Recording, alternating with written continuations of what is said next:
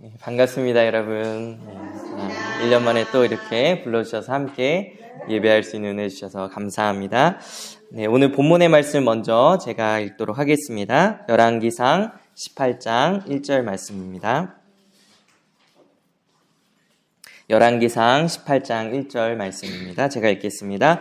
많은 날이 지나고 제3년에 여호와의 말씀이 엘리야에게 임하여 이르시되 너는 가서 아합에게 보이라. 내가 비를 지면에 내리리라. 아멘. 주 안에 사랑하는 동역자 여러분, 날마다 일하시고 우리 함께 하시는 그 하나님의 풍성한 은혜를 오늘도 넘치도록 누릴 수 있기를 소망합니다.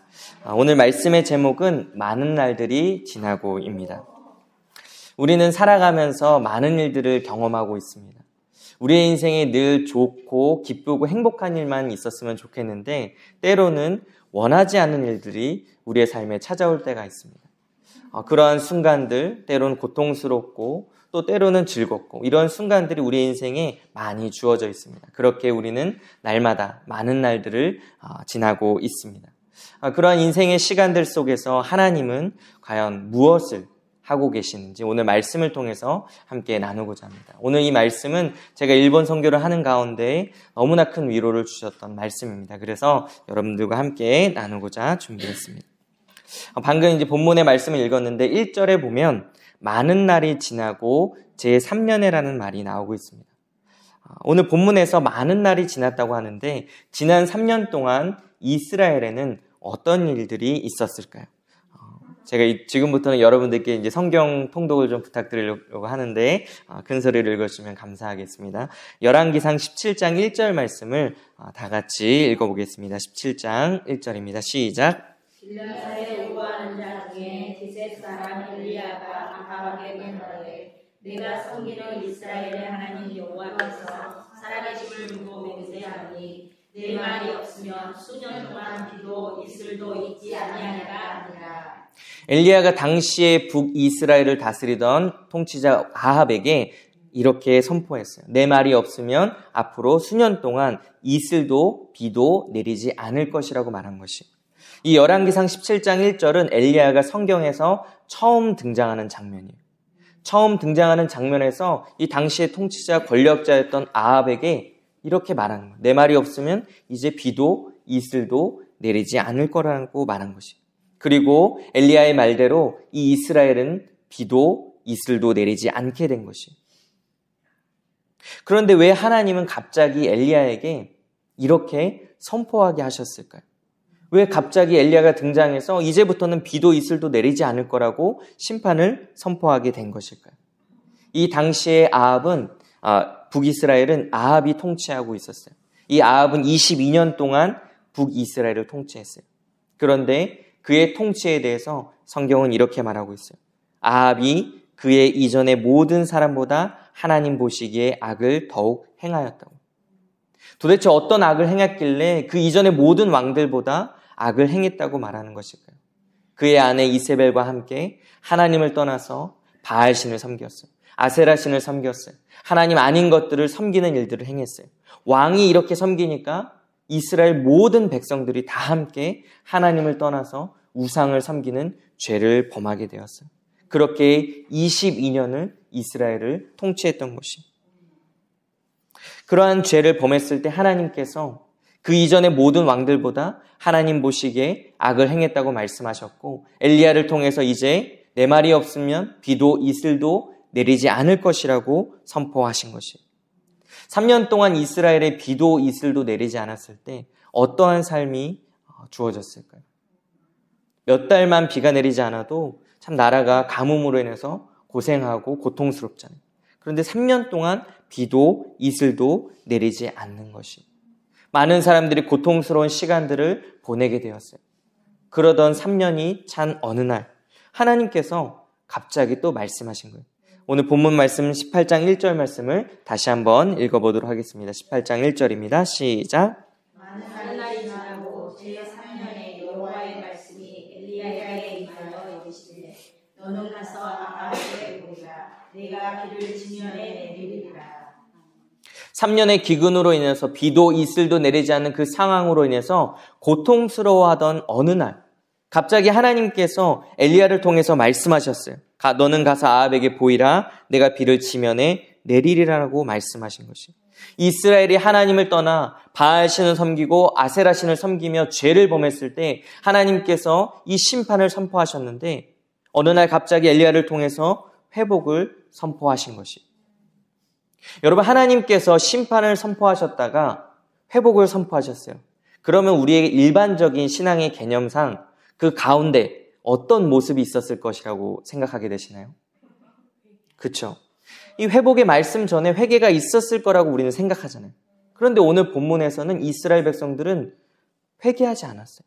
그들은 여전히 바알신을 섬겼어요. 그들은 여전히 아세라신을 섬겼어요. 나중에 다시 보겠지만 그들은 여전히 머뭇머뭇하고 있었어요. 그런데 왜 하나님께서 어느 날 갑자기 이 회복을 선포하셨을까요?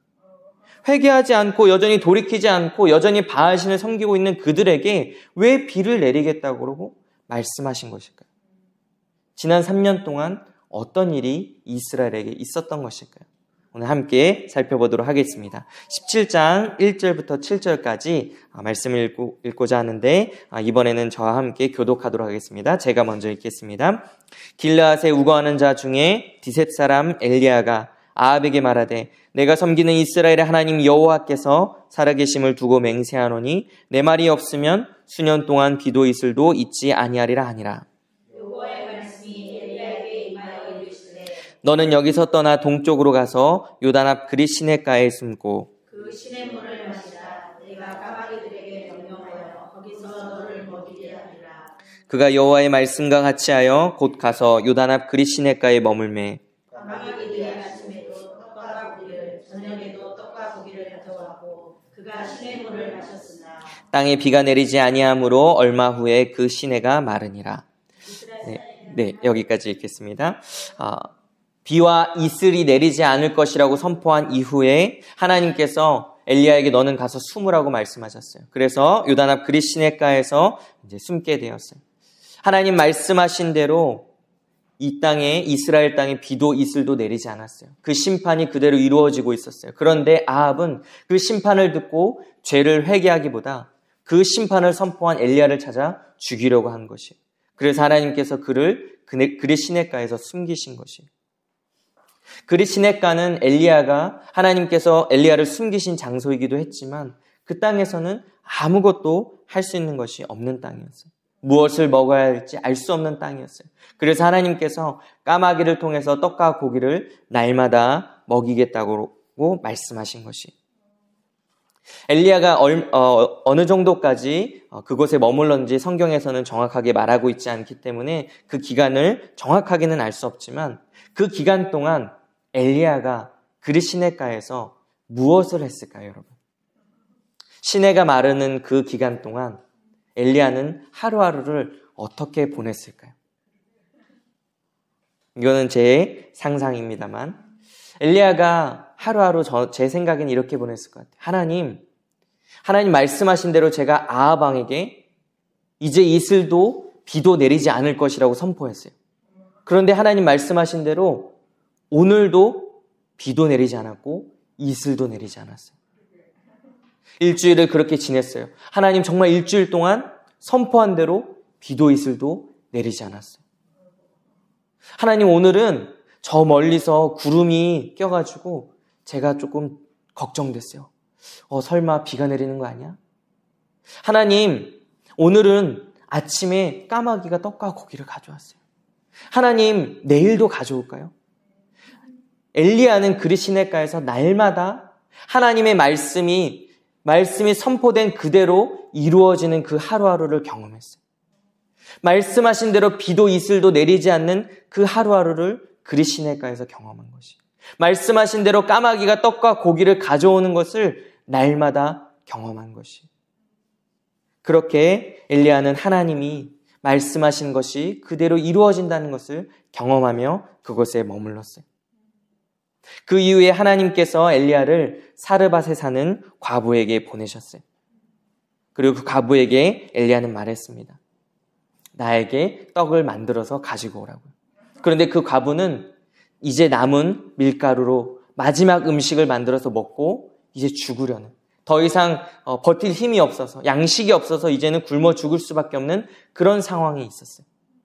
그런데 엘리야가 이 과부의 상황을 알면서도 뭐라고 얘기해요? 나를 위해 먼저 떡을 만들어 가져오라고 말하는 것이. 여러분 한번 상상해 보세요. 엘리야가 건장한 성인 남성이잖아요. 그런데 이 과부의 아들, 과부와 아들. 이제는 더 이상 먹을 것이 없어서 이거 만들어서 먹고 죽겠다고 말하는 이 과부에게 내 떡을 먼저 만들어서 가져오라고 말하는 거예요. 이 엘리야는 뭐 철면피인가요? 어떻게 이렇게 얘기할 수 있었을까요? 17장 14절 말씀을 한번 읽어볼게요. 17장 14절입니다. 시작. 이스라엘 하나님 여호와의 말씀이 나 여호와가 비를 지면에 내리는 날까지 그 통에 가루가 떨어지지 아니하고 그 병에 기름이 없어지지 아니하리라 하셨느니라. 엘리야는 어떻게 이 과부에게 인간적으로 봤을 때 너무나 부끄럽고 수치스러운 부탁을 할 수 있었을까요? 이제 이거 먹고 죽겠다는 그 사람에게 내 떡 먼저 만들어 와. 어떻게 그렇게 말할 수 있었을까요? 엘리야가 그렇게 말할 수 있었던 이유는 그가 뭐 철면피고 부끄러움을 모르고 수치를 모르는 사람이었기 때문이 아니라 하나님의 약속의 말씀을 신뢰했기 때문이에요. 하나님은 무엇이라고 말씀하셨나요? 나 여호와가 비를 지면에 내리는 날까지 그 통에 가루가 떨어지지 아니하고 그 병에 기름이 없어지지 아니하리라. 엘리야가 어떻게 과부의 상황을 알면서도 이렇게 말할 수 있었습니까? 그 이유는 하나님의 약속의 말씀이 있었고 그 약속의 말씀을 신뢰했기 때문이었던 것이에요. 하나님 말씀하신 대로 이루어질 것을 믿었기에 엘리야는 이 과부에게 말할 수 있었던 것이에요. 엘리야의 믿음이 어디에서 성장했을까요? 그리 시냇가에서 그가 하나님 앞에서 보냈던 그 하루하루의 삶을 통해서 그의 믿음이 더욱더 견고해졌을 것이에요. 정말 하나님 말씀하신 대로 비도 이슬도 내리지 않았어요. 정말 하나님 말씀하신 대로 까마귀를 통해서 떡과 고기를 가져왔어요. 이제 이 과부에게도 주신 그 말씀, 비가 내리는 그날까지 밀가루와 기름이 끊어지지 않을 것이라는 그 하나님 말씀이 그대로 이루어질 것을 믿게 되었던 것이에요. 3년의 시간 동안 하나님은 이렇게 엘리야를 만나셨고 엘리야의 믿음을 더욱더 견고하게 하셨던 것이 17장 20절부터 21절까지 한번 읽어주세요. 17장 20절에서 21절입니다. 시작. 여호와께서 기저가 이르되 내 하나님 여호와여 주께서 또 내가 우거하는 집 과부에게 재앙을 내리사 그 아들이 죽게 하셨나이까 하고 그 아이 위에 몸을 세워서 엎드리고 여호와께 부르짖어 이르되 내 하나님 여호와여 원하건대 이 아이의 혼으로 그의 몸에 돌아오게 하옵소서 하니 여인이 네, 거기까지 읽겠습니다. 엘리야가 그렇게 과부의 집에 머물고 있었어요. 그러던 어느 날 과부의 아들이 병에 들어 죽게 되었어요. 과부는 너무나 괴로웠어요. 하나밖에 없던 그 아들이 어느 날 갑자기 죽게 된 것이. 하나님 말씀하신 대로 날마다 밀가루와 기름이 떨어지지 않는 기적을 경험했어요. 하나님 말씀하신 대로 이루어지는 것을 경험했지만 가장 소중했던 그 밀가루와 기름보다 더 소중했던 아들의 죽음 앞에 그녀는 너무나 괴로웠어요. 그러자 엘리야가 그 죽은 아들을 데리고 다락에 올라가 하나님께 기도합니다. 내 하나님 여호와여 원하건대 이 아이의 혼으로 그의 몸에 돌아오게 하옵소서 간절히 기도합니다. 그리고 하나님께서 이 엘리야의 기도를 들으시고 아이가 다시 살아나게 된 것이었어요. 여러분 3년의 시간은 이스라엘 백성들에게는 너무나 고통스러운 시간이었어요. 비도 이슬도 내리지 않아서 절망과 고통과 고난으로 가득한 삶을 살아가고 있었어요. 그런데 아무것도 보이지 않는 그 절망의 시간 동안 하나님은 무엇을 하셨나요? 엘리야를 만나주셨고 엘리야에게 하나님이 어떤 분이신지 나타내셨어요. 하나님 말씀하신 대로 이루어진다는 것을 엘리야에게 나타내신 것이에요. 또한 죽은 자도 살리시는 이가 바로 하나님이라는 것을 엘리야에게 나타내신 것이에요. 3년의 시간 많은 사람들은 절망했어요. 이제 더 이상 소망이 없다. 이제 죽는 것밖에 없다. 우리는 이제 끝이다. 그렇게 생각했던 그 이스라엘 가운데 하나님은 소망을 나타내셨던 것이에요. 두 번째로 하나님은 3년의 시간 동안 이 과부와 아들에게 하나님이 어떤 분이신지 나타내셨어요. 17장 24절 말씀을 같이 읽겠습니다. 시작. 너희 엘리야에게 이르되 내가 이제야 당신은 하나님의 사람이시요 당신의 입에 있는 여호와의 말씀이 진실한 줄을 알아하니라. 아들이 죽었다가 살아난 것을 경험한 여인이 이렇게 고백합니다. 내가 이제야 당신은 하나님의 사람이시요 당신의 입에 있는 여호와의 말씀이 진실한 줄 아노라라고 고백하였어요. 이 과부가 3년 동안 날마다 기적을 경험했잖아요. 야, 정말 하나님 말씀하신 대로 오늘도 밀가루가 떨어지지 않았어. 말씀하신 대로 오늘도 기름이 떨어지지 않았어.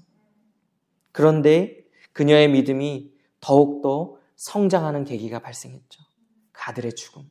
가장 소중한 그 아들의 죽음. 그녀는 모든 것을 잃은 것 같은 절망에 빠졌죠. 그런데 그 절망을 하나님이 어떻게 바꾸셨습니까? 생명으로 바꾸신 것이에요. 엘리야를 만나기 전에 이 과부는 말했죠. 이제 이 남은 밀가루로 음식을 만들어서 이제 먹고 우리는 죽으려고 한다. 비가 내리지 않고 이슬이 내리지 않아서 더 이상 소망이 없는 상황 속에서 그녀는 그렇게 절망했었죠. 그런데 엘리야를 만나서 밀가루와 기름이 떨어지지 않는 기적을 경험했어요. 그렇게 살아가던 어느 날 이번엔 아들을 잃었어요. 또다시 절망했어요. 이전에 아들과 함께 죽으려고 했을 그 상황보다 더 큰 절망이 그녀에게 찾아왔어요. 그런데 엘리야가 그 아들을 위해 기도했고 하나님께서 죽은 아들을 살리는 기적을 경험했어요. 그 믿음을, 그 일들을 통해서 이제 그녀는 고백합니다. 여호와의 말씀이 진실한 줄 안다고. 3년의 시간, 많은 사람들은 고통스러워했죠. 이 과부만 그렇게 고통스러웠을까요? 아니에요. 많은 사람이 먹을 것이 없어서 굶어 죽고 고통하는 시간들을 살았을 것이에요. 그런데 그 고통하는 그 현장에 하나님께서 찾아오셨던 것이에요. 하나님이 찾아오셔서 하나님이 어떠한 분이신지, 죽음을 생명으로 바꾸시는 하나님이 어떠한 분이신지 이 과부와 아들에게 친히 나타내 주셨던 것이에요. 하나님이 이렇게 절망을 소망으로 바꾸셨어요. 세 번째로 하나님은 그 고통의 시간, 그 심판의 시간 동안 하나님을 경외하는 사람들과 함께 계셨어요. 18장 3절에서 4절 말씀을 같이 읽겠습니다. 시작. 아합이 양봉을 받은 자 오바다를 불렀으니 이 오바다는 여호와를 지극히 경외하는 자라. 이세벨이 여호와의 선지자들을 멸할 때 오바다가 선지자 100명을 가지고 50명씩 돌에 숨기고 떡과 물을 먹였더라. 네, 18장 3절 4절에는 이 아합 왕의 신하 오바댜의 이야기가 나옵니다. 그는 왕궁을 맡은 자였어요. 왕궁을 책임지는 아주 높은 관리였어요. 그런데 그는 이 아합 왕과 이세벨이 하나님을 떠나 바알신을 섬기는 그때에도 하나님을 경외하며 살아갔던 것이에요. 특별히 이세벨 여왕이 하나님의 선지자들을 찾아 죽이는 그때에 하나님의 선지자 100명을 50명씩 숨기는 일을 했어요. 여러분, 만약 그 일을 하다가 발각되면 이 오바댜는 어떻게 될까요? 죽임을 당하는 거예요. 자기의 생명을 걸고 하나님의 선지자들을 숨기는 일을 했어요. 이 아합과 이세벨은 엘리야를 찾아서 또 하나님의 선지자들을 찾아서 이 이스라엘 전역에 군사들을 풀어놨어요. 어떻게 해서든 하나님의 선지자들을 찾아 죽이려고 모든 지역을 사차치 숨기고 있었어요. 여러분, 그런 상황 가운데 50명씩 100명을 숨기는 일이 쉬운 일일까요? 50명을 숨기려면 뭐가 필요해요? 먹을 거 필요하죠. 비도 이슬도 내리지 않는 상황 가운데 50명을 먹이기 위해서 먹을 거를 계속 공급해 줬어요. 오바댜 혼자 50명분을 짊어지고 찾아갈 수 있을까요? 사람들의 도움을 받아야 되겠죠. 언제 누가 배신할지 모르는, 혹시 이 일들이 발각된다면 자기의 가족들까지 모두 죽임당할 수 있는 그런 상황이잖아요. 주변의 사람들이 어쩌면 오바댜에게 말했을 거예요. 오바댜요, 이런 일 하다가 우리 발각되면 다 끝입니다. 이제 그만하십시오. 할 만큼 했습니다. 숨긴 것만으로도 대단한 것입니다. 이제 그만두십시오. 어쩌면 그런 말들을 끊임없이 오바댜가 들었을지도 몰라요. 어쩌면 오바댜가 숨겨놓은 그곳, 그 바로 앞을 이세벨이 보낸 군사들이 지나갔을지도 모르죠. 그 하루하루 오바댜가 어떤 마음으로 살아갔어요? 하나님, 오늘은요 정말 위험했어요. 군사들이 정말 그 앞에까지 지나갔었어요. 그런데요, 하나님, 그 군사들이 그 굴 입구를 못 찾아서 그냥 지나간 거 있죠. 정말 그런 순간들이 얼마나 많았겠어요. 3년의 시간이 오바댜에게는 어떤 시간이었을까요? 하나님이 하나님의 선지자들을 숨기시고 감추시고 보호하는 시간이었어요. 하나님이 오바댜를 지키시고 보호하는 그 3년의 시간들을 보냈던 것이에요. 수많은 사람들이 죄를 범하고 수많은 사람들이 하나님을 떠나서 바알신을 섬기고 수많은 사람들이 하나님의 선지자들을 찾아서 고발해서 덕을 보는 그런 시대 속에서 오바댜는 그 사람들을 지키며 살아갔던 것이에요. 그런데 그 하루하루를 통해서 하나님이 어떻게 하나님을 경외하는 사람들을 지키시고 보호하는지를 경험하며 살아갔던 것이에요. 이스라엘 사람들이, 많은 사람들이 하나님을 떠났던 그때에 하나님을 섬기며 하나님을 살아갈 때, 하나님과 함께 살아갈 때 하나님이 지키심을 경험했던 것이에요. 마지막 네 번째로 하나님은 그 3년의 시간 동안 이스라엘 백성들을 만나셨어요. 18장 21절 말씀을 같이 읽겠습니다. 시작. 백성에게 가까이 나아가 이르되 너희가 어느 때까지 둘 사이에서 머뭇머뭇하려느냐. 여호와가 만일 하나님이며 그를 따르고 바알이 만일 하나님이며 그를 따를지니라 하니 백성이 말 한마디도 대답하지 아니하는지라. 엘리야가 아하방에 요청했어요. 바알 선지자, 아세라 선지자를 모아달라고. 그렇게 바알 선지자 450명이 모였고 이스라엘 백성들이 함께 모였어요. 이 백성들 앞에 엘리야가 묻습니다. 바알이 만일 하나님이면 그를 따를지라. 그러나 여호와가 만일 하나님이라면 하나님을 따르라.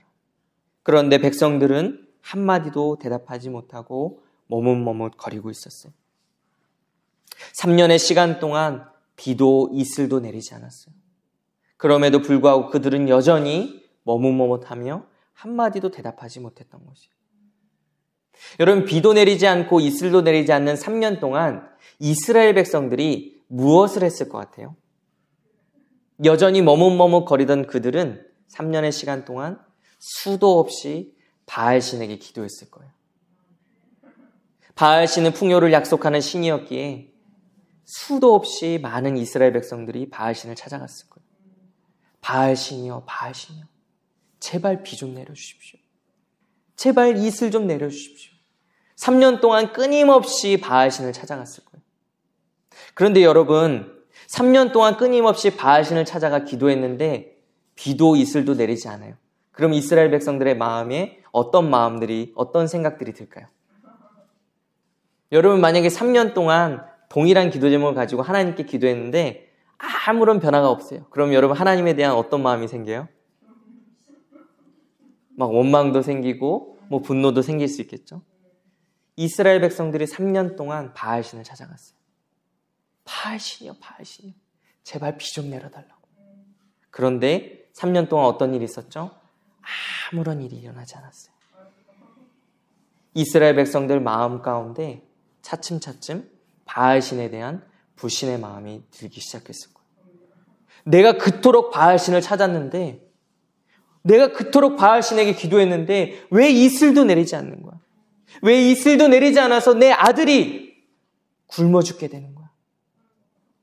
이웃집 아이가 굶어 죽고 앞집 아이가 굶어 죽고 그런 상황들이 벌어지면서 이스라엘 백성들 마음 가운데 차츰차츰 의심이 생기기 시작합니다. 여러분, 우리가 이 땅을 살아가면서 때로는 하나님보다 더 사랑하는 무엇인가가 생길 때가 있잖아요. 하나님보다 더 소중히 여기는 무엇인가가 생길 때가 있잖아요. 어떤 사람에게는 돈일 수도 있고, 어떤 사람에게는 자기 명예일 수도 있고, 권력일 수도 있고, 미래일 수도 있고, 자기 자신일 수도 있잖아요. 그런데 여러분, 그 하나님보다 더 사랑하는 그것을 사랑해 봤을 때 어떠한 결과들이 나타나나요? 돈을 하나님보다 더 사랑했어요. 돈이 우리를 사랑해 주던가요? 권력을 하나님보다 더 사랑해봤어요. 그런데 권력이 내 자신을 사랑해 주던가요? 하나님보다 더 사랑하는 무엇을 열심히 사랑하고 열심히 쫓아봐도 돌아오는 것은 실패와 배신과 슬픔들을 겪을 때가 많아요. 친구가 너무나 소중해서 친구를 정말 하나님보다 더 아껴봤어요. 그런데 때로는 친구에게 아픔을 겪을 때가 있어요. 이 땅에 하나님 외에 사랑하려고 애써보고 소중히 여기려고 애써봤지만 돌아오는 것은 이 아픔과 이 실패와 실망이 찾아올 때가 많이 있다는 것이죠. 이스라엘 백성들이 3년 동안 바알신을 찾아가 봤지만 아무런 일이 일어나지 않는 그 상황 가운데 그들의 마음에 불신과 정말 바알신이 진짜인가라는 고민들이 찾아오기 시작했을 것이에요. 그런 상황 가운데 이제 전국에서 바알 선지자 450명이 모였어요. 이제 이스라엘 백성들은 기대했을 거예요. 아, 이번에야말로 무슨 일이 일어나겠다. 전국에서 바알 선지자 450명이 모였으니 이스라엘 백성들이 얼마나 기대했겠어요. 여전히 머뭇머뭇하는 그들이 이번에야말로 바알신이 뭔가 보여주지 않을까? 얼마나 기대했겠어요. 그런데 어떤 일이 벌어졌을까요? 18장 28절부터 29절까지 읽겠습니다. 시작. 이에 그들이 큰 소리로 부르고 그들의 그들을 따라 깎아 흐르기까지 칼과 창으로 그들의 몸을 상하게 하다. 이같이 하여 정오가 지났고 그들이 미친 듯이 떠들어 저녁 때에 드릴 때까지 이르렀으나 아무 소리도 없고 응답하는 자나 돌아보는 자가 아무도 없더라. 이스라엘 백성들이 기대했던 바알 선지자 450명이 전국에서 모였어요. 아, 이번에야말로 비가 내리겠지 기대했지만 아무런 일도 일어나지 않았던 것이에요. 그들이 미친 듯이 떠들었어요. 자기 몸에 칼을 대면서 피를 흘리면서 외쳤어요. 그런데 아무런 일도 일어나지 않는 것이에요. 그리고 이제 비로소 그들의 마음이 돌이키게 된 것이에요. 36절부터 39절까지 읽겠습니다. 시작. 저녁 소재를 때에 이르러 선지자 엘리야가 나와서 말하되 아브라함과 이삭과 이스라엘의 하나님 여호와여 주께서 이스라엘 중에서 하나님이신 것과 내가 주의 종인 것과 내가 주의 말씀대로 이 모든 일을 행한 것을 오늘 알게 하옵소서. 여호와여 내게 응답하소서. 내게 응답하소서. 이 백성에게 주 여호와는 하나님이신 것과 주는 그들의 마음을 되돌이키심을 알게 하옵소서 하며 이에 여호와의 불이 내려서 번제물과 나무와 물과 흙을 태우고 또 도랑에 물을 흩은지라. 모든 백성이 보고 엎드려 말하되 여호와 그는 하나님이시로다. 여호와 그는 하나님이시로다 하니. 엘리야가 하나님께 간구했어요. 하나님, 이스라엘 가운데 하나님이신 것과 내가 주의 종인 것을 알게 하여 주시옵소서. 응답하여 주시옵소서. 응답하여 주시옵소서. 이 백성에게 하나님이 하나님이라는 것을 주는 그들의 마음을 되돌이키심을 알게 하옵소서. 그렇게 간절히 기도했어요. 그러자 하늘에서 불이 내려왔고 그 모든 것을 본 이스라엘 백성들은 엎드려 고백합니다. 여호와 그는 하나님이시로다. 여호와 그는 하나님이시로다. 엘리야가 하나님께 기도합니다. 하나님, 이스라엘 백성들에게 하나님이 어떠한 분이신지 알게 하여 주시옵소서. 하나님이 그들을 버리신 것이 아니라 하나님은 그들이 돌아오기까지 기다리시고 여전히 일하고 계시다는 그 하나님이심을 알게 하여 주시옵소서. 하나님이 지난 3년 동안 이스라엘에게 어떤 일을 행하셨을까요? 비도 이슬도 내리지 않는 그 시간은 어떤 이들에겐 심판과 절망과 고통의 시간이었을 것이에요. 그러나 그 시간들은 하나님께서 그들을 버린 시간이 아니라 그들이 바알신을 버리고 하나님께 돌아오도록 하나님이 여전히 기다리시고 하나님이 여전히 일하신 그 시간들이었던 것이에요. 많은 사람들이 절망하고 괴로워했던 그 시간이었지만 하나님은 여전히 생명으로 그들을 부르고 계셨던 시간이었던 것이에요. 지난 3년의 시간 동안 하나님은 무엇을 하셨을까요? 왜 어느 날 갑자기 비를 내리겠다라고 회복을 말씀하신 것일까요? 그 이유는 그 3년의 시간 동안 하나님은 날마다 하나님 일하고 계셨고 하나님이 어떠한 분이신지를 나타내고 계셨기 때문이었어요. 하나님은 엘리야에게 나타나셨어요. 엘리야에게 말씀하셨어요. 말씀하신 그대로 이루어지는 것을 엘리야에게 보여주셨어요. 떡과 고기를 가져오셨고 밀가루와 기름이 끊어지지 않는 기적을 날마다 경험케 하여 주셨어요. 죽은 아들을 살리는 일을 보여주셨어요. 이 과부와 아들은 하나님이 죽음조차 이기시고 생명으로 이 놀라운 일을 일하시는 하나님이라는 것을 보여주셨어요. 하나님은 3년의 시간 동안 오바댜를 지키셨어요. 얼마나 위태하고 조마조마한 순간들이 많았겠어요. 그러한 모든 시간들 속에서 하나님을 경외하는 자를 지키심을 나타내신 것이에요. 하나님은 3년의 시간 동안 이스라엘을 기다리셨어요. 그들이 하나님을 떠나 바알신을 섬길 때, 바알신에게 기도할 때 그것이 가짜라는 것을 끊임없이 말씀하시면서 기다리셨어요. 그 우상이 가짜라는 것을 깨닫고 주님 앞에 돌아오기까지 여전히 기다리시며 일하고 계셨던 것이. 주 안에 사랑하는 성도 여러분, 하나님은 심판 가운데서도 주의 일을, 주의 뜻을 이루고 계십니다.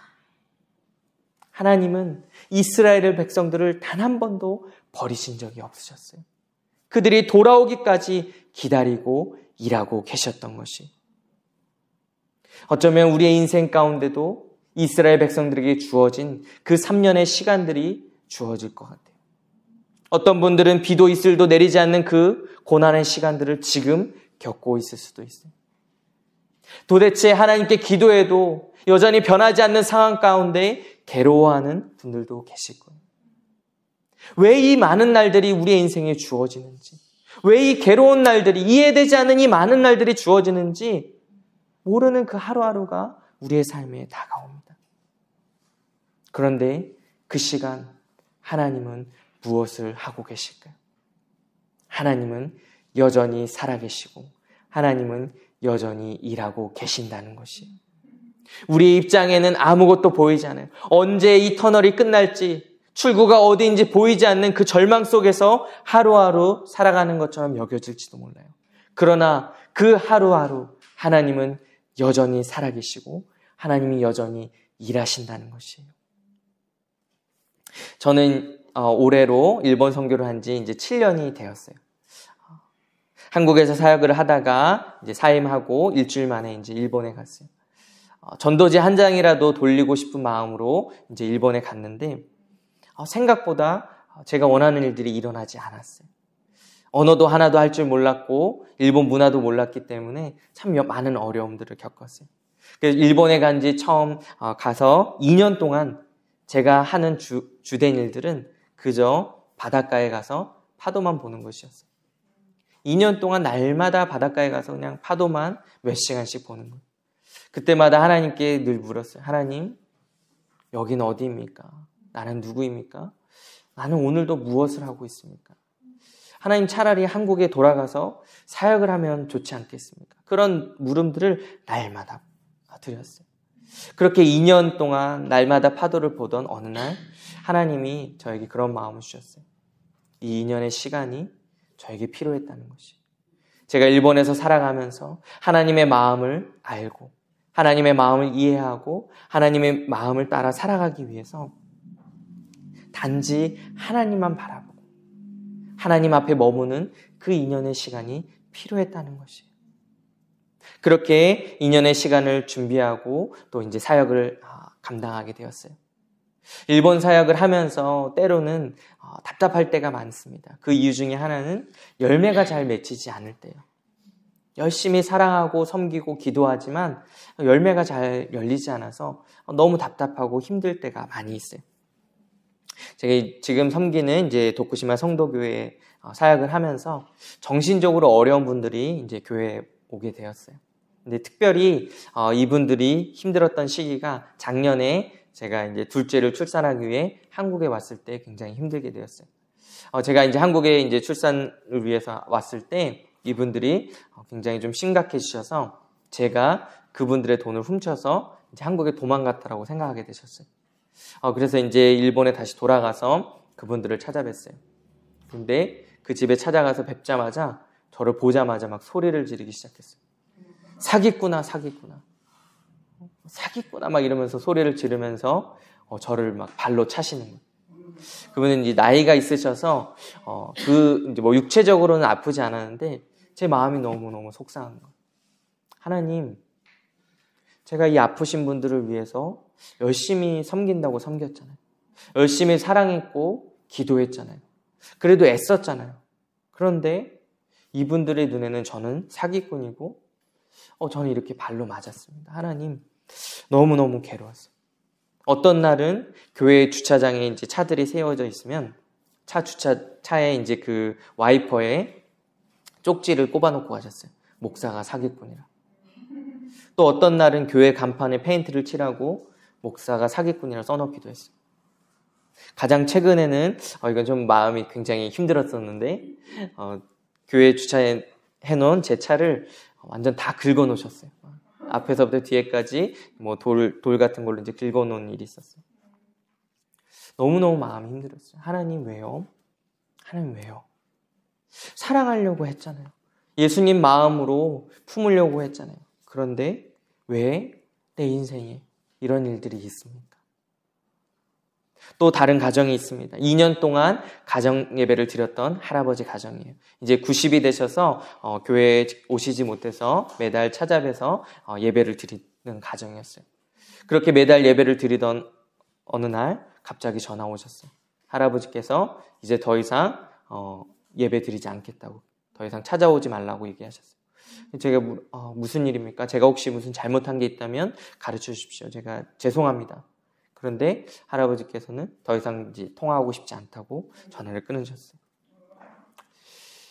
제가 3년 반 동안 이 도쿠시마 성도교회를 사역하면서 참 제 삶에 실패가 가득한 것 같았어요. 하나님, 열심히 사랑하려고 했는데 저는 여전히 사기꾼입니다. 열심히 그곳에 가서 예배를 드렸는데 이제 더 이상 어느 날 갑자기 오지 말라고 합니다. 하나님, 제 선교 사역은 실패인 것 같습니다. 너무나 괴로운 마음으로 울며 예배하는 어느 날이었어요. 할머니 한 분이 교회에 오셨어요. 이 할머니는 지난 2년 동안 이제 자주 찾아뵈면서 인사를 드렸어요. 할머니 건강하시면 이렇게 찾아뵈면 인사를 드렸어요. 그렇게 2년을 찾아뵀던 어느 날 할머니 이제는 제가 돌아가기 전에 이제 한마디씩 기도를 했으면 좋겠습니다. 그렇게 말씀드렸고 할머니도 승낙해 주셔서 그렇게 그 집에서 이제 기도를 드렸어요. 그렇게 몇 개월 동안 기도를 드리면서 이제 돌아갔어요. 그러다가 또 기도를 드리다가 이제 할머니 이번에는 우리 할아버지랑 같이 가정 예배를 드리지 않겠냐고. 그래서 그 집 현관에 앉아서 이제 가정 예배를 드리게 되었어요. 그렇게 몇 개월 동안 현관에서 예배를 드리다가 이번에는 할머니께서 거실에서 예배를 드리자고 해서 또 이제 거실에서 예배를 드리게 되었어요. 그런데 최근에 할아버지께서 이제 몸이 안 좋으셔서 시설에 들어가시면서 이제 더 이상 가정 예배를 드리지 못하게 되었어요. 그래서 아내와 함께 정말 이 가정을 위해서 기도하고 있던 어느 날 이 할머니께서 교회에 오신 것이에요. 그렇게 할머니께서 교회에서 예배를 드리게 되었어요. 그 할머니의 오심을 통해서 하나님이 많이 위로해 주시는 것 같았어요. 너가 이곳에서 흘렸던 그 눈물과 기도, 그 수고가 결코 헛되지 않다라고. 하나님께서 그 기도를 들으시고 계셨고 하나님이 여전히 살아계시고 하나님이 여전히 일하신다라고 말씀해 주시는 것 같았어요. 할아버지 가정 예배를 드렸던 그 할아버지에게 한 달이 지난 뒤에 다시 한번 전화를 드렸어요. 사실은 전화하기가 싫었어요. 또 상처받고 싶지 않았어요. 또 할아버지에게 이렇게 부탁해야 되고 그렇게 말하고 싶지 않았어요. 그런데 이제 아내와 함께 기도하면서 그래도 전화하자. 그래서 할아버지께 전화를 드렸어요. 그랬더니 할아버지가 집에 오라고 하시더라고요. 그래서 가봤더니 할아버지가 이제 나이가 많이 드셔서 정말 이제 침대에 누워만 계셨던 거예요. 그래서 그 모습을 보면서 날마다 이제 찾아가게 됐어요. 할아버지 찾아가서 성경 읽어드리고 기도하고 그렇게 하게 됐어요. 어느 날 할아버지 집에서 그날도 이제 성경을 읽고 기도를 하고 집에 돌아왔는데 갑자기 할아버지가 전화하셨어요. 잠깐 다시 와달라고. 그래서 갔더니 할아버지께서 봉투에 빵 2개와 과자 하나를 넣어서 선물로 주시는 거예요. 제가 그걸 받고 돌아오는데 눈물이 너무 많이 났어요. 하나님이 제 마음에 그러시는 것 같았어요. 고맙다고. 이 할아버지 포기하지 않아줘서 고맙다고. 기다려줘서 고맙다고. 여러분, 우리의 인생에 왜 이런 많은 날들이 찾아오는지 우리는 때로 이해가 되지 않을 때가 있어요. 왜 이런 고난과 고통스러운 이야기들이 우리의 삶에 주어지는지 이해되지 않을 때가 있어요. 그런데 분명한 것은 그 이해되지 않는 하루하루 하나님은 여전히 살아계신다는 것이에요. 괴로움 가운데 눈물을 흘렸던 그 하루하루 하나님은 여전히 일하고 계신다는 것이에요. 여러분, 저의 삶의 이야기를 좀 한 3가지 정도 좀 나눠보고자 합니다. 저희 아버지는 목사님이세요. 그래서 어려서부터 이제 교회에서 자랐는데 굉장히 경제적으로 어려운 시간들을 많이 보냈어요. 제 지금도 기억나는 중학교 때의 기억은 이제 경제적으로 어려워서 수학여행을 가지 못했을 때였어요. 친구들이 모두 버스에 올라서 수학여행을 출발하는데 저는 이제 돈을 못 내서 교실에 앉아서 창문으로 그 모습을 지켜보는 그것이 아직도 제 기억에 남아있어요. 저는 고등학교 때에도 이제 수능을 준비하면서 매일 1,000원으로 저녁을 해결했어요. 그래서 8개월 동안 매일매일 떡볶이만 먹으면서 이제 공부를 했었어요. 매일매일 그렇게 지냈던 시간. 그리고 이제 대학교에 들어가게 됐어요. 그동안 어렸을 때부터 고등학생 때까지 겪었던 어려움은 이제 참 좋은 이 고난이었다. 이제 목회를 하면서 즐거운 일들이 일어나겠지 기대하면서 총신대에 들어갔어요. 그런데 그때부터 더 어려운 일들이 일어나기 시작했어요. 저는 대학교 1학년 때 매일 굶으면서 학교를 다녔어요. 하루에 15시간씩 굶으면서 학교를 다니게 되었어요. 왜냐면 이제 하루에 이제 1,000원으로 끼니를 해결해야 되는데 이제 2끼를 못 먹겠는 거예요. 아침은 이제 집에서 먹고 나와도 점심 저녁을 못 먹어서 이제 매일 점심을 굶으면서 학교를 다니게 되었어요. 참 매 학기마다 이제 등록금을 낼 때마다 제 이름이 미등록 가구에 올라가서 참 많은 사람들이 기도해 주었어요. 그런 이야기들이 저의 삶에 있었어요. 그런데 그 어려움 가운데 하나님이 일하고 계셨어요. 제가 이제 대학교 때 20살 때 그렇게 15시간씩 굶으면서 학교에서 예배를 드리던 어느 날이었어요. 학교에서 예배 드릴 때 제 전 재산이었던 1,000원을 하나님께 헌금하는데 눈물이 그렇게 나는 거예요. 나이가 20살인데 가진 게 1,000원밖에 없다는 게 너무너무 초라했어요. 또 한편으로는 하나님께 너무너무 죄송했어요. 하나님 더 드리고 싶은데 1,000원밖에 드릴 수 없어서 너무너무 죄송했어요. 그러면서 하나님께 기도했어요. 하나님, 내가 1,000원밖에 드릴 수 없지만 1,000원밖에 드릴 수 없는 나로 하여금 하나님 나라를 이루어 주십시오라고 기도하게 되었어요. 그런데 하나님께서 그 기도를 들으시고 일하기 시작하셨어요. 제가 이제 학생 때 이제 IBF라는 선교단체 활동을 했었는데 그 선교단체에서 매달 선교사님들을 후원하는 그 헌금을 드렸어요. 근데 25,000원씩 헌금을 드렸는데 그때 제 일주일 생활비가 5,000원이었고 한 달에 25,000원 갖고 살 때였어요. 25,000원을 매달 헌금하려면 한 달을 꼬박 굶어야 되겠더라고요. 근데 그럴 수가 없으니까 하나님께 기도해서 하나님, 저 이 헌금 너무너무 하고 싶습니다. 그렇게 기도를 하고 며칠 뒤에 학교에서 설거지 아르바이트 자리가 생겼어요. 열심히 식판을 닦았어요. 처음 받은 돈이 28,000원이었어요. 25,000원 성경금 드리고 3,000원을 11조를 드리는데 너무너무 행복했어요. 내가 드릴 수 있다는 게 하나님이 정말 기도한 대로 1,000원밖에 없는 나로 하여금 하나님 나라 이루시는 것이 너무너무 행복했어요. 제가 이제 대학교 3학년 때는 좀 부자가 됐어요. 이제 후원자들이 생겨서 한 달에 15만 원을 가지고 살게 됐어요. 한 달에 25,000원 갖고 살다가 15만 원 갖고 사니까 부자잖아요. 그렇게 이제 즐겁게 살고 있었는데 저를 또 후원해 준 한 분이 더 늘게 되었어요. 늘 15만 원을 살다가 이제 5만 원을 더 후원받아서 20만 원을 살게 된 거예요. 그래서 이 마지막 4번째 후원금은 어떤 의미에서 저에게 잉여돈이었어요. 그래서 이 5만 원을 가지고 뭘 하면 좋을까 고민하기 시작했어요. 그래서 이 마지막 5만 원을 선교지에 헌금해야 되겠다 생각하게 됐어요. 근데 이 4번째 무명의 후원자는 저에게 이제 무명으로 이름 없이 후원을 해주셨어요. 그렇게 해서 이제 저에게 무명을 후원해줘서 저도 무명으로 선교지에 이제 헌금을 보내기 시작했어요. 그렇게 1년을 선교지에 헌금을 보냈어요. 근데 1년 뒤에 저를 후원해주신 그 4번째 무명의 후원자가 누군지 알게 됐어요. 누구였을 것 같아요? 네 번째 무명의 후원자. 그 네 번째 무명의 후원자는 제가 무명으로 헌금을 드렸던 그 선교사님이었어요. 선교사님이 저에게 무명으로 헌금을 해주셨고 저는 누군지 모르잖아요. 그래서 다시 무명으로 그 선교사님께 드렸던 거예요. 1년 동안 주고받고 돌려막기 한 거죠. 선교사님 저에게 보내주시면 전 다시 드리고 받고 드리고 받고 드리고 1년 동안 그걸 반복한 거예요. 근데 1년 뒤에 그걸 알게 됐을 때 너무너무 행복한 거예요.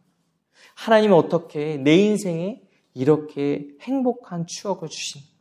너무너무 감사했어요. 그렇게 대학을 졸업하고 저는 군대에 이제 장교로 가게 되었어요. 보시기에 뭐 장교처럼 안 보이겠지만 그래도 장교로 3년 동안 잘 복무했어요. 제가 20살 때 1,000원을 헌금하면서 하나님 1,000원밖에 드리지 못해서 죄송해요. 더 드리고 싶어요. 기도했었는데 제가 25살부터 27살까지 3년 동안 장교 복무를 하면서 얼마를 헌금할 수 있었을까요?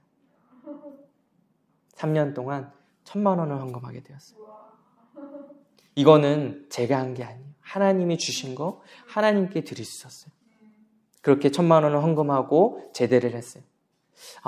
이제 신대원 복학까지 한 8개월 시간이 있어서 하나님 이 8개월 동안 뭐 하면 좋을까요? 고민하다가 이 땅에 예수님 모르는 사람들을 만나고 싶다는 마음이 들어서 제대하고 한 달 만에 이제 3년 동안 19개 나라를 혼자 다니기 시작했어요. 그냥 아무 데나 가서 자고 먹으면서 사람들을 만나고 그들을 위해 기도하기 시작했어요.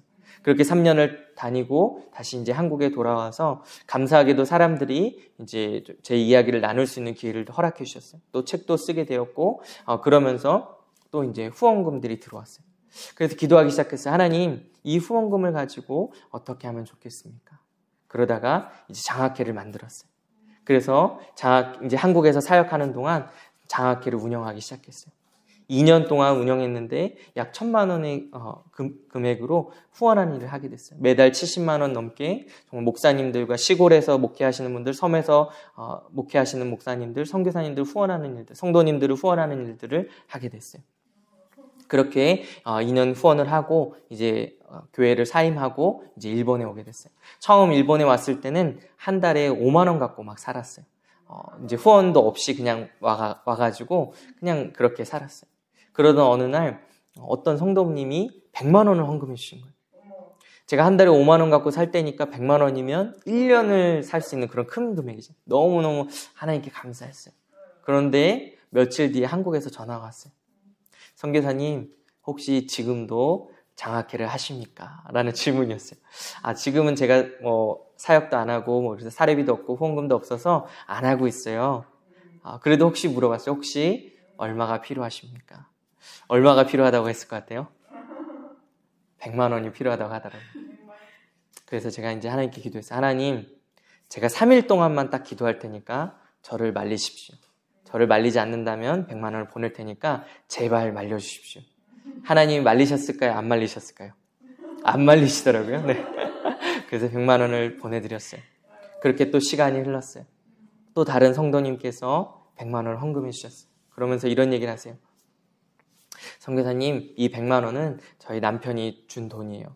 남편분께서 몇 년 동안 초과 근무를 하면서 이제 돈을 모았고 그걸 이제 아내분에게 주시면서 뭐 사고 싶은 걸 사라고 하셨대요.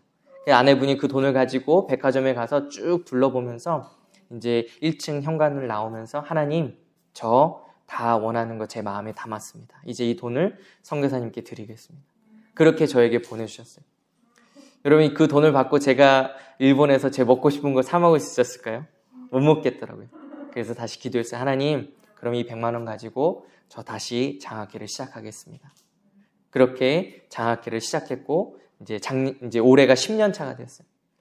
10년 동안 장학회를 했는데 작년에 1년 동안 장학회를 하면서 얼마를 후원했는지 살펴봤어요. 1,500만 원 정도를 후원하게 됐어요. 저는 이 모든 일들이 제가 한 것이 아니라고 고백합니다. 왜요? 저는 지금도 사실 저의 인생은 1,000원짜리 인생이라고 생각해요. 1,000원밖에 없어서 15시간씩 굶으면서 살았고 1,000원밖에 없어서 매일 떡볶이를 먹으면서 공부를 했었어야 했기 때문에 저는 지금도 내 인생은 1,000원짜리라고 생각해요. 그런데 1,000원짜리 같은 저의 인생을 하나님이 쓰시기 시작하신 거예요. 제가 아내에게 얘기했어요. 우리 작년에 1,500만 원 후원하는 일을 했다. 그랬더니 아내가 내년에는 우리 한 2,000만 원 하자고 얘기를 하는 거예요. 아니 지금 우리 형편에 지금 무슨 얘기를 하는 건지 그랬는데 하나님이 올해는 그 이상을 하시기 시작하셨어요. 제가 20살 때부터 막연하게 하나님께 기도했거든요. 하나님 저요 100억만 주십시오. 제가 왜 이 기도를 했냐면 은퇴하신 목사님들, 선교사님들, 성도님들 중에 은퇴 후에 삶이 어렵지 않도록 집 100채를 사야 되겠습니다. 하나님 100채를 사야 되니까 일단 100억만 주십시오. 이렇게 기도를 했어요. 그러면서 제가 일본 선교를 시작할 때부터 매달 5만 원씩 저금하기 시작했어요. 여러분 한 달에 5만 원씩 1년 모으면 얼마죠? 10년 모으면 얼마예요? 600만 원. 20년 모으면 1200만 원. 제가 하나님께 그랬거든요. 하나님 저 20년 동안 1200만 원 모을 테니 나머지 99억 몇천만 원은 하나님이 하십시오. 그러면서 제가 이제 모았어요. 그런데 올해 제가 이제 지금까지 7년 동안 일본 선교하면서 모았던 돈이 이제 350만 원이 되었어요. 그러면서 하나님이 이제 그 마음을 주셨어요. 하나님 100채를 살려면 일단 올해부터 시작을 해야 되겠습니다. 100채를 한꺼번에 사기는 힘드니까 이제 매년 한 채씩을 좀 사야 되겠습니다. 하나님 올해 사야 되겠습니다. 제가 이렇게 350만 원을 이제 모았어요. 그리고 이제 제 아내에게 물었어요. 너는 얼마를 헌금할래? 아내야 얼마를 헌금할래? 물었어요. 기도해 보겠대요. 또 며칠 뒤에 물어봤어요. 얼마를 헌금할래? 또 기도해 보겠대요. 얼마를 헌금할래? 세 번째 물었어요. 아내가 1,000만 원을 헌금했어요. 이 1,000만 원은 첫째와 둘째를 출산하면서 받았던 이제 그런 정부 지원금들을 잘 모아놨던 거예요. 아이들을 위해 쓰기 위해서 모아놨는데 이제 그 돈을 이제 헌금하게 된 거예요. 그렇게 3,000만 원을 모으게 되었어요. 그리고 이제 선교사님에게 그 3,000만 원을 드리려고 이제 하고 있어요. 이제 선교사님이 가지고 있는 금액과 제가 가지고 있는 3,000만 원을 모아서 이제 집을 사서 선교사님이 열심히 사역할 수 있도록 하려고 하게 됐어요. 여러분 어떻게 이런 일이 가능하게 되었을까요? 하나님이 여전히 살아계시고 하나님이 여전히 일하시기 때문에. 저는 이 이야기가 저만의 이야기가 아니라고 생각합니다. 저는 제 이야기 이런 얘기를 했을 때 사람들이 물어봐요. 그 장학회 혹시 후원 계좌 좀 알려달라고. 근데 제가 그럴 때마다 이렇게 얘기합니다. 저에게 후원하는 것도 물론 감사하지만 당신의 이름으로 장학회를 만들어서 다른 사람들을 세우는 일을 해주십시오. 저를 후원하기보다 당신이 그 일을 해주십시오라고 권면합니다. 여러분 하나님이 저에게만 그렇게 하실까요? 아니죠. 이 자리에 계신 여러분을 통해서 더 놀라운 일을 행하시죠. 여러분 두 번째로 제 결혼 이야기를 짧게 해드리고 싶습니다. 저는 제 아내와 얼굴도 보지 않은 상황에서 결혼을 결정했어요. 제가 이제 일본에 있었고 아내는 한국에 있어가지고 이제 얼굴을 보기가 쉽지 않았어요. 근데 아내는 또 이제 페이스톡은 안 되고 보이스톡만 허락해 주셨어요. 그래서 이제 보이스톡으로 처음 이제 인사를 하고 통화를 하게 됐는데 저는 그래도 개인적으로 이 카카오톡에 굉장히 감사한 사람이에요.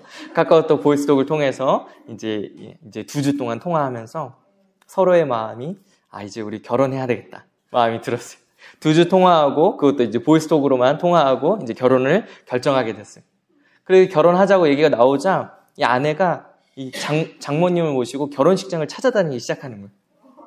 전 장모님도 참 대단하다고 생각하는데 얼굴도 안 본 사람과 결혼하겠다는데 같이 식장을 알아보고. 근데 그 얘기를 듣고 제 마음이 좀 걱정되는 거예요. 제 아내에게 물었죠. 그래도 우리가 이제 결혼을 하려고 마음 먹었지만 그래도 얼굴은 한번 보고 결정했으면 좋겠다. 그런 마음이 들었어요. 그래서 제 아내에게 얼굴 한번 보고 결정하자. 그랬더니 아내가 그러는 거예요. 자기는 얼굴을 보든 안 보든 마음이 변함이 없대요. 저랑 결혼하겠대요. 그래서 제가 여자가 이렇게까지 얘기하는데 제가 또 안 된다고 말을 못 하겠고 그러면 내가 2가지 중요한 질문을 던지겠다. 이 2가지 질문에 답을 듣고 나도 결혼을 결정하겠다. 지금 생각해보면 아주 어리석은 질문처럼 여겨지는데 첫 번째 제가 그랬어요. 나랑 결혼하려면 혼수로 4가지를 가져와야 된다. 여러분 4가지 뭐 얘기했을 것 같아요? 제가 얘기했던 혼수는 가난과 고난과 고생과 고민이다. 그랬더니 아내가 뭐라고 대답하면 이렇게 대답합니다. 예수님의 고난의 잔을 마시겠다고. 저보다 더 대단한 것 같아요. 그래, 알겠다. 오케이. 그럼 두 번째 이제 질문을 던지겠다. 나의 평생의 목적은 하나님을 사랑하고 서로를 사랑하고 영혼들을 사랑하는 거다. 그것으로 충분하냐? 아내가 충분하대요. 그래, 알겠다. 그럼 결혼하자. 그렇게 해서 이제 결혼을 결정했어요. 이제 아내가 식장을 알아봤고 이제 저에게 계약금을 보내달래요. 친구들이 그 얘기를 듣고 막 다 반대했어요. 너 이거 보이스피싱 아니냐? 지금 너 실제로 만난 적도 없는 사람에게 돈을 보내. 너 지금 큰일 난다. 많은 사람들이 막 걱정했어요. 그래서 저는 이제 일본에 있으니까 직접 만날 수는 없고 제 여동생을 보냈어요. 그래서 제 여동생과 아내가 처음 만나서 식장을 예약했어요. 그 여동생이 이제 만나고 집에 돌아와서 제가 전화해서 물어봤어요. 어떤 거 같아? 좋은 사람 같아? 그렇게 저는 결혼을 했어요. 지금도 감사함으로 그렇게 잘 살고 있어요. 어떻게 이런 일이 일어날 수 있을까요?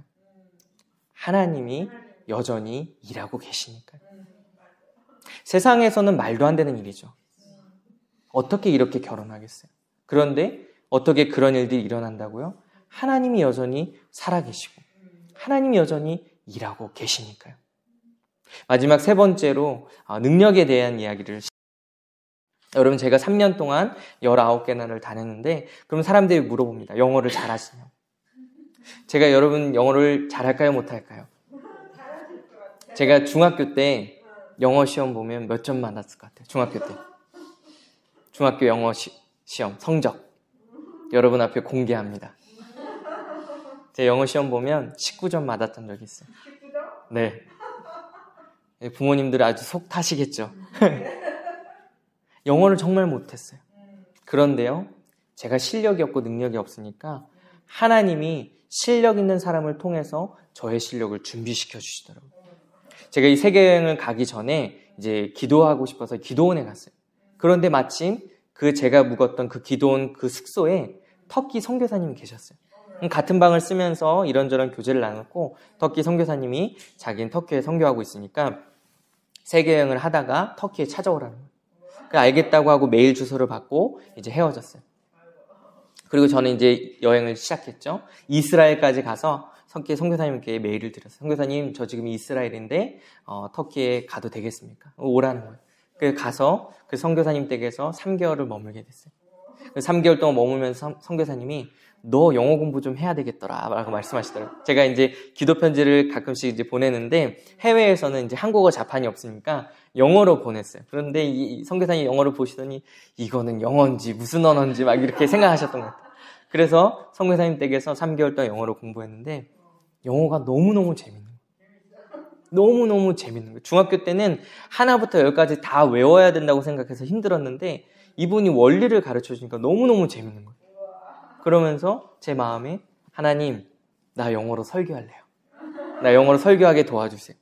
그래서 터키에서 이제 영국으로 갔어요. 영어를 더 공부하고 싶어서. 그래서 영국에 가서 이제 학원을 찾아갔어요. 학원에 등록하려고 찾아갔는데 저는 안 된다는 거예요. 왜냐하면 제 비자가 관광 비자로 들어온 거여서 공부를 하는 건 불법이라는 거예요. 아니 영국에 영어 공부하러 왔는데 학원에서 받아주지도 않고 아는 사람도 한 명도 없고 어떻게 하면 좋지? 또 길거리를 헤매기 시작했어요. 그런데 감사하게도 한국 청년을 만났고 그 청년이 영국 할아버지를 소개해 주셨어요. 영국 할아버지 집에 그날 밤에 갔는데 할아버지가 들어오래요. 그러면서 거기서 머물게 해주셨고 6개월을 거기서 지내면서 공부를 하게 됐어요. 나중에 이제 다시 독일에 갔다가 다시 영국에 들어가려고 했는데 재입국이 거부돼가지고 프랑스에 이제 머물게 됐어요. 그런데 할아버지께서 저를 위해서 제가 이제 짐을 다 놓고 나온 상태니까 짐을 다 가지고 캠핑카를 타고 프랑스에 오신 거예요. 그렇게 그 영국 할아버지랑 같이 캠핑카를 타고 또 한 달을 유럽 여행을 하게 됐어요. 할아버지랑 단둘이서 뭐 하겠어요? 무슨 말로 대화하겠어요? 맨날 영어로 대화하는 거예요. 그리고 나서 프랑스에서 이제 아프리카 우간다로 가게 됐어요. 그런데 우간다에 가서는 매주 영어로 설교를 하게 됐어요. 선교사님이 교회를 7개를 세우셨는데 다 관리를 못 하시니까 저에게 한 교회를 맡기시면서 사역하라고 하신 거예요. 그래서 우간다에 가자마자 영어로 설교를 하게 돼요. 매주 영어로. 여러분 제가 이 일들을 경험하면서 하나님이 실력이 때로는 없는 사람조차도 쓰실 수 있다는 것을 경험하게 되었어요. 여러분, 우리가 살아가는 이 시대에, 이 세상은 우리에게 실력이 있어야 된다. 미래를 준비해야 된다. 노후를 준비해야 된다. 내 집을 마련해야 된다. 그런 수많은 이야기들을 저에게 합니다. 제가 이제 한국에 온 지 아직 일주일이 안 됐는데 그동안 사람들을 만나면서 참 많은 사람들이 그 미래에 대한 불안감들을 갖고 있다는 것을 알게 됐어요. 느끼게 됐어요. 많은 사람들이 내 집을 장만하기 위해서 정말 영끌 하잖아요. 그런 이야기들이 있잖아요. 그런데 그 얘기를 들었을 때, 야, 지금 나는 내 집도 없는데 지금 누구를 3천만 원을 주고 이러는 거야. 지금 이런 생각이 드는 거예요. 저에게도 불안감이 찾아왔어요. 그런데 다시 하나님 앞에 나아갔을 때 하나님 또 그러시더라고요. 내가 여전히 살아있고 내가 여전히 일하고 있다는 것이었어요. 사랑하는 성도 여러분, 우리가 이 땅을 살아가면서 참 많이 불안할 때가 있습니다. 참 많이 우리의 마음을 어렵게 하는 상황들이 우리 주변에 있습니다. 많은 사람들이 다 잘 사는 것 같아요. 많은 사람들이 행복한 것 같아요. 좋은 데 살고 좋은 직장을 갖고 있는 것 같아요. 나만 뒤처진 것 같고 나만 실패한 것 같을 때가 우리 인생에 찾아올 때가 있어요. 때로는 너무나 답답한 하루하루를 지낼 때가 있어요. 왜 이런 많은 날들이 우리의 인생에 주어지는지 이해되지 않는 그런 상황들이 주어질 때가 있어요. 그런데 그때에 우리가 무엇을 기억해야 합니까? 누구를 바라봐야 합니까? 여전히 살아계신 하나님, 여전히 일하고 계신 하나님을 바라봐야 한다는 것입니다. 세상의 수많은 사람들은 세상의 논리대로 살아가고 있지만 우리는 그러한 논리가 아니라 세상의 논리 위에 계신 하나님, 세상의 논리를 지배하신 하나님을 믿음으로 바라보며 살아가는 것입니다. 나에게 실력이 없지만 하나님에게 능력이 있습니다.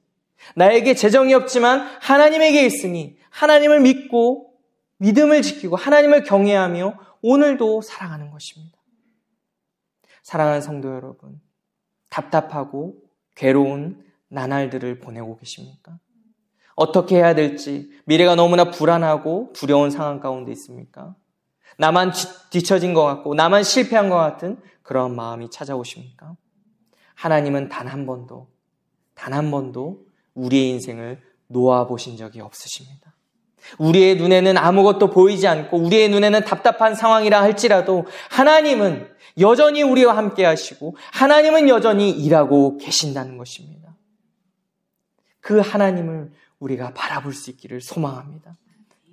아무리 절망적이고 비도 이슬도 내리지 않는 그 3년의 이스라엘의 그 시간 속에서도 여전히 엘리야를 찾아오셨고 여전히 과부와 아들을 찾아오셨고 여전히 오바댜를 지키셨고 여전히 이스라엘 백성들의 마음을 도리시키신 것처럼 여전히 일하고 계신 그 하나님을 우리가 함께 소망했으면 좋겠습니다.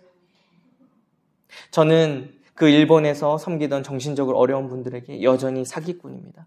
지금은 찾아갈 수도 없습니다.